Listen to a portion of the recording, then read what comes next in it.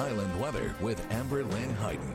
Aloha, welcome to Island Weather. Now, we finally had some of that cloud coverage break up, and it allowed for just a stunning picture out on Oahu for our sundown, getting just a little bit of low coverage, but staying around that beautiful picture sent by Don Libby. Of course, you can upload your pictures to the U Local section of our website, KITV.com, and we are going to get a little bit wetter throughout the day and the overnight. That already increased, mainly for the Central Islands and over our windward and Maui areas, where we'll see the bulk of it passing over to Kauai. Some of it may get into our leeward areas, but when that does happen, don't expect anything heavy. Really, that'll be on the lighter side. You might not even notice it. Rainfall gauges picking up just around 3/4 of an inch for Maui Ale, just shy of a third for Manoa. Everywhere else working your way down has been on the drier side, and that should stay just below 1/10 of an inch, and hopefully increase in the coming days. Because if you look at our rain forecast, you can track this wet weather anytime on KITV.com. The batch of moisture is really not going anywhere. In fact, it might increase somewhat our Wednesday and Thursday, and it'll hang out through that time period. Looking at the coloring, though,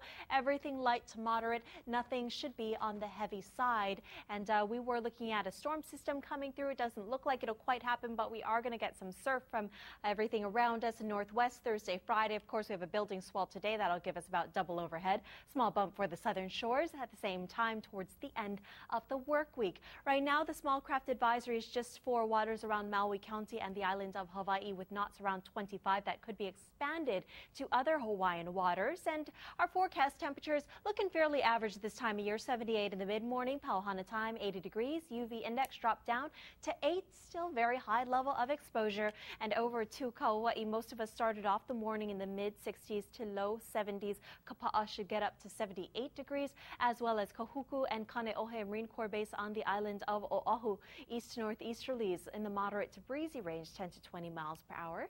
Some higher gusts expected, mainly for that Central Valley area. Kaneohe, that's where we usually pick up the stronger of the breezes. And the island of Hawaii will have some lighter trades, variable at times for Kona side, very typical. Maybe a little bit of haze mixed into that, and wetter for the Kona side. Looking over the next 8 days, we're going to continue that increase in showers midweek, then dip down just slightly for Aloha Friday, providing a pretty good weekend ahead.